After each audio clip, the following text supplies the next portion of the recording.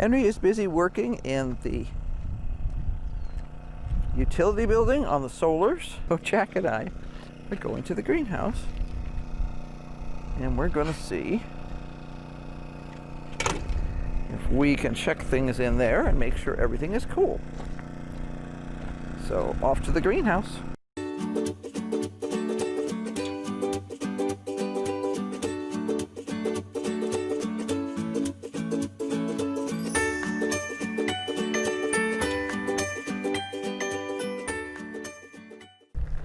Okay, come on, keep going. Crash, crash. I can hear Daddy thumping in there. Oop, a lizard just went in here. Oh, I know, Jack. There's a lizard in there. You love those lizards. Could you move, please? I can't get past you. I don't want to bump into you. Come on. Zoom. There we go. See, we were out here hours and hours ago. And we turned on the fans a little bit when we came through the first time. But I need to do a little bit of cleanup in here this morning. Nothing major. I harvested in here some other stuff the other day, like some cucumbers and things. Here's our tomato plants that we transplanted. They are loving it. They have done really well so far. And we have hopes that we will be getting multiple tomatoes off these guys. This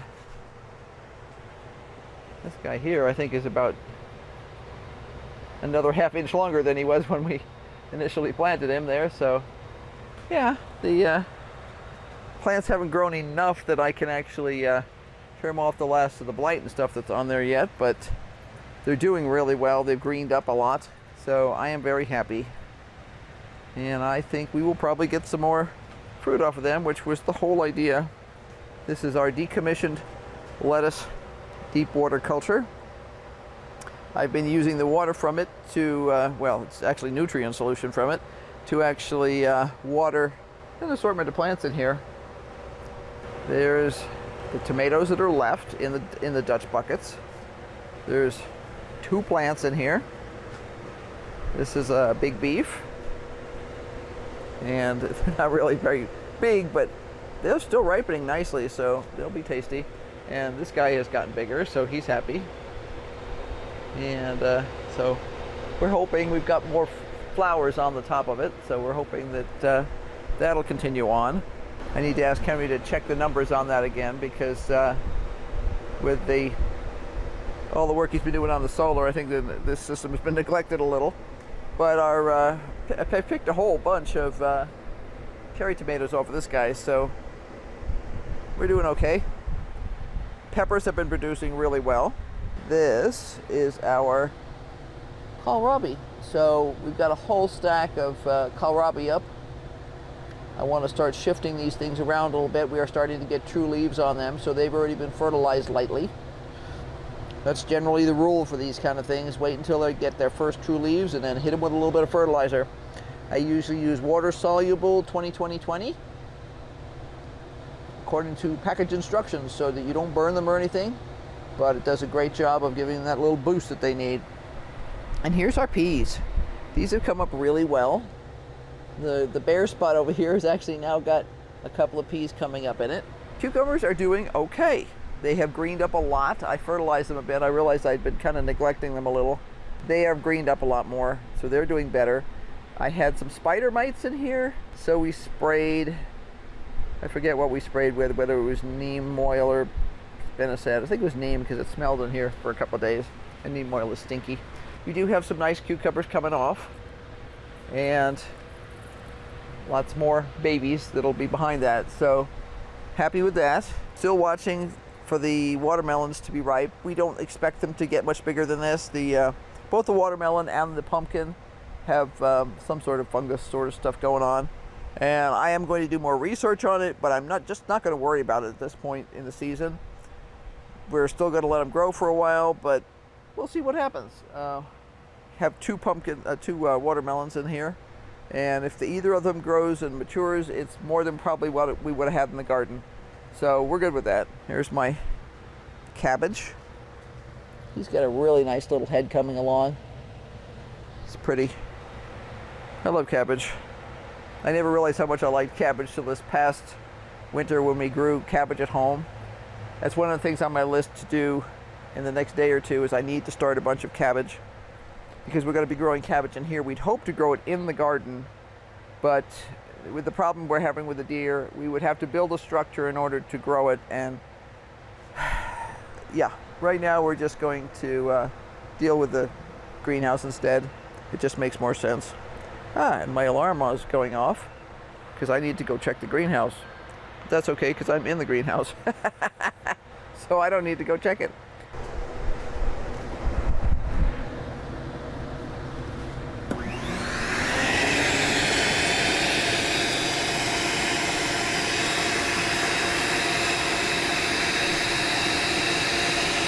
These cucumbers down here don't have much in the way of whitefly, but I noticed that one of these over here had a ton. There it is. And it's weird the way sometimes just one plant will have something. But I wish you could see this, it's funny.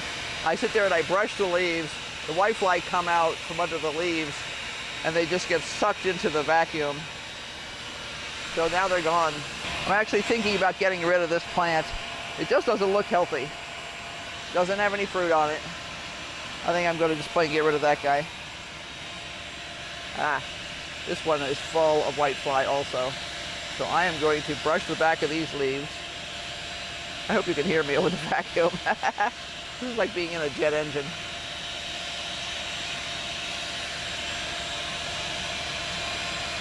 Yeah, this is funny. I've got the vacuum in close, and it's just as the whiteflies come up, they just literally get sucked in, and it's like this little reverse snowstorm with all the snow going into the shop vac.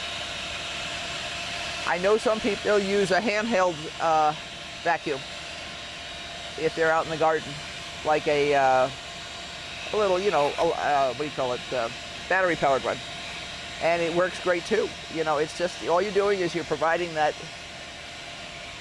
suction to physically remove the. And I have used this with whiteflies. Probably should have used it with cucumber beetles this summer. I didn't.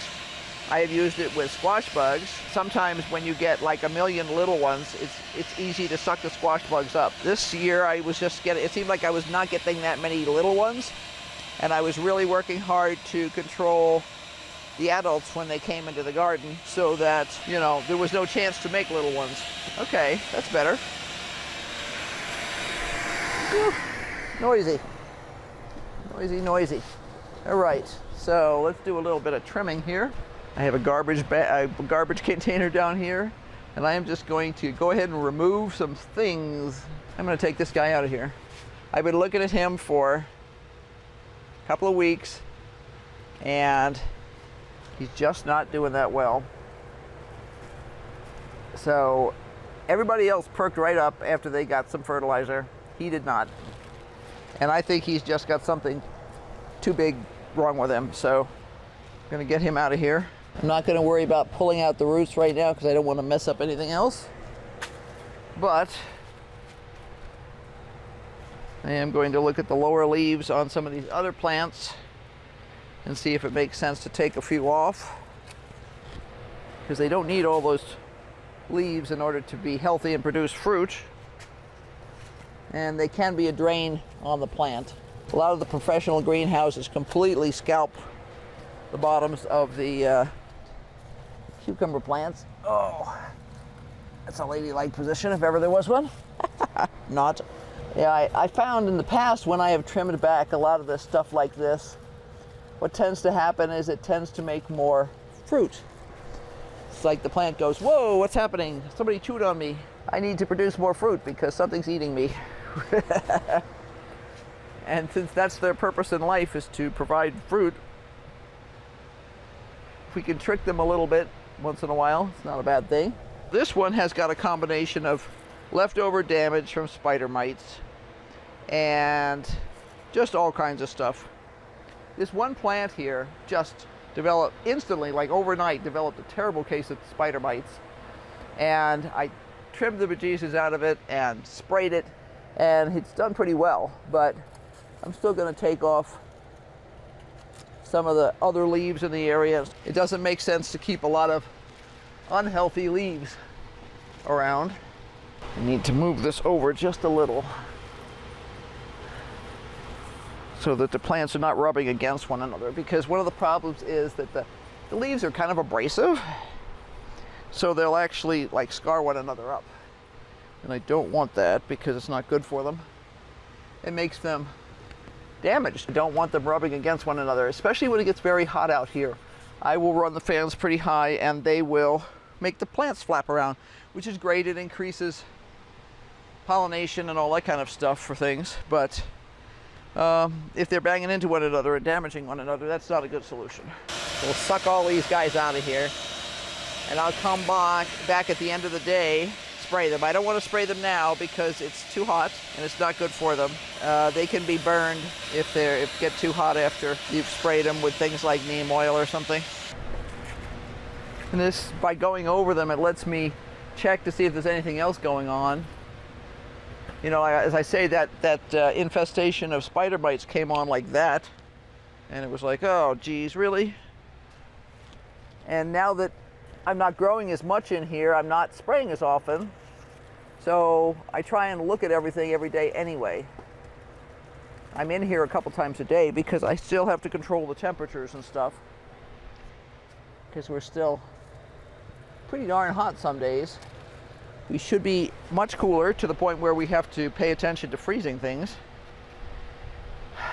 well before the end of the month.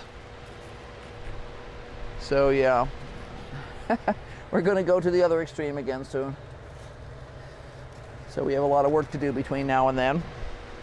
See, this is what I mean by damage from the plants rubbing on one another. That's actually abrasion from neighboring leaves. And then once you've got that, it seems like that's always an invite for various kinds of other issues. So I hope you found this interesting. A little cleanup in the greenhouse. I'll probably sweep a little bit, maybe hit it with the vacuum. Jack does not like the vacuum, do you? He says, no, I don't, Mom. Vacuums are yucky, they're noisy. Just a little bit of cleanup. So hope you find this interesting, helpful, give you some ideas about how you can manage your own gardens and maybe greenhouses. So be sure to like, subscribe, and hit that notification bell, because lots more is going to happen in here. Lots more. We have so much to do in here, it's ridiculous. But until next time, bye.